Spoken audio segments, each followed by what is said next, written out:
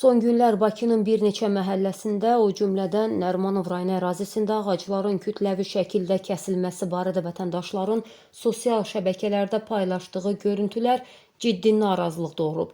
İddialara görə bu dəfə ağacların məhv edilməsi Yaşıllaşdırma Təsərrüfatı Birliyinin tabeliyində olan briqadirlər tərəfindən həyata keçirilir.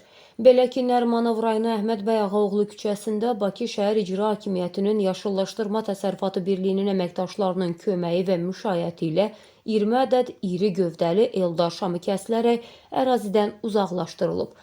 Məlumata görə həmin ağaclar adının açıqlanmadığı tikinti maqnatının sifarişi əsasında kəsilib və tikinti aparılması üçün ərazi yaşıllıqdan təmizlənir.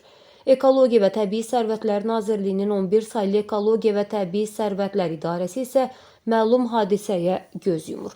Sakinlərin sözlərinə görə sağlam və çoxillik ağaclar abadlıq işləri bəhanəsi ilə kökündən kəsilib.